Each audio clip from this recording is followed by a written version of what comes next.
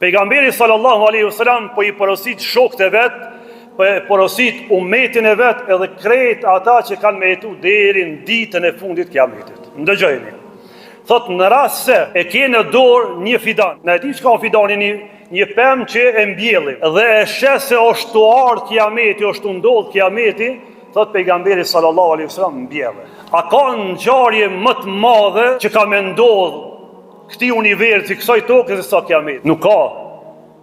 Allahu xhele xhelalu prej kur e ka kriju këtë dunja, tokën edhe qiellin, I ka dhënë momentin, çastën Israfilit, ai I cili ka shikimin ka Allahu, që me I dhanë urdhën kur me fillu Kiameti. Vllazët e mi të nderuar, ty që t'ka ka frika, ty që t'ka ka pasiguria, ty që t'ka ka pesimizmi, ti që nuk del në punë me vullnet, ti që nuk ke ma vullnet me ndërtu diçka se do të ndodhë diçka e madhe. Mirë vllazët e mi, unë e di që në bindje e keni edhe ju. Prej asaj bombës bërthamore që dharë Zoti kur mos me ndodhë, nuk kanë me vdek 7 miliard njerëz. S'vdesin. Kanë me beti kur gjallë. A e keni këtë bindje? Besoj që po. Pejgamberi sallallahu alaihi wasallam po thot, në rast se e shet që është të ardhur Kiameti, po jetu e bën jetë mirë, vazhdo dhe bëne. Pse vllazën nderuar?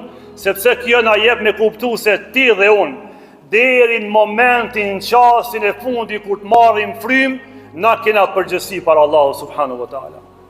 Edhe ai që jeton nën tokë, edhe ai që jeton në qiell, edhe ai që jeton ndoshta diku në univers, nëse ka dikush që jeton, kur vije momenti I çastës Kiametit, nuk do t'i shpëtoj askush. Kush do të mbetet? Do të mbetet vetëm ai I cili është I pa fillim, I pa mbarim. Ai I cili ka kriju tokën dhe qiellin, ai është Allahu subhanahu wa taala.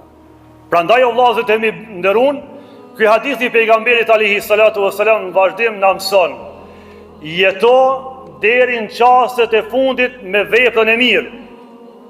E tham gjumon që shkoj. Një njeri ka shku në xhenet vetëm se ka largu një pengesë në rrugë. Pejgamberi alayhi salatu wasalam po thot: mbjellë një pemë edhe në rast se e shes se para vetës e ki Kiametin. E sot në ngjarjet në dynjat, neve sot në vendin tonë analin të frigu, çka po ndodh, pa siguri.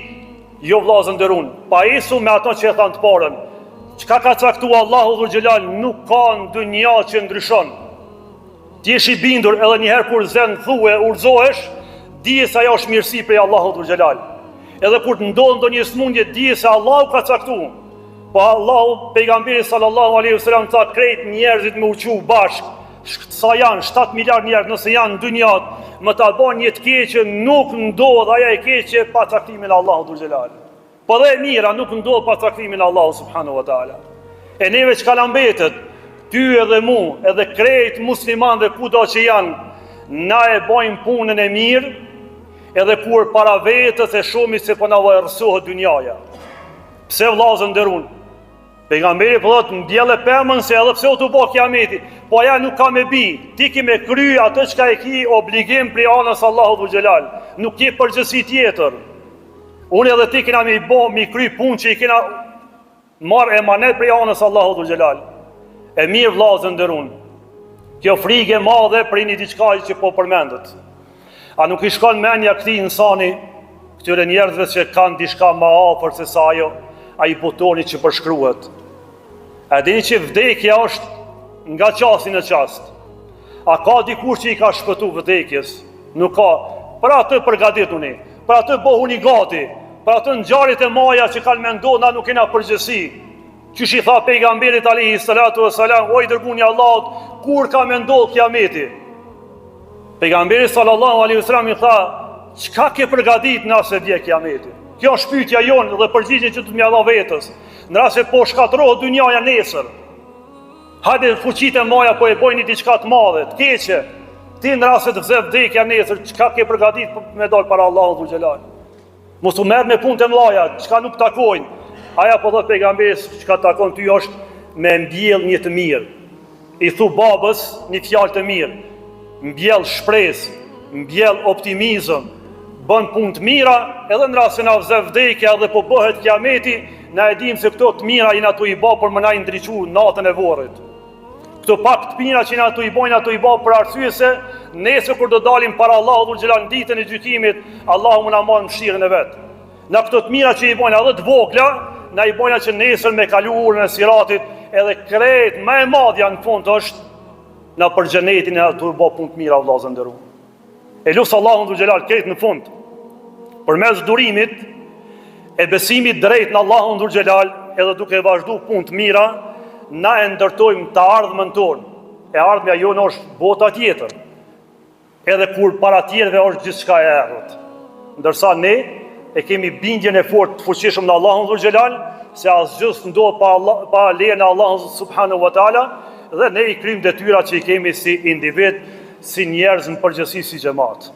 E lut madhin Zot dhul xhelal, me na e mundsu me bë punë të mira, me lut Allahun dhul xhelal këtij njerëzimi mos mi ndodhe keqja, se aja nuk ndodh pa lejen e Allahut dhul xhelal, por atëherë kur ndodh, dijeni se nuk ka ngjarje më të madhe që ka mi ndodh njerëzimit se sa shkatrimi i krejt asaj që ka në tokë edhe në qiell, aje ka emrin dita e kiametit. Bën të bardha nga frika, kështu ka thonë pejgamberi Islam.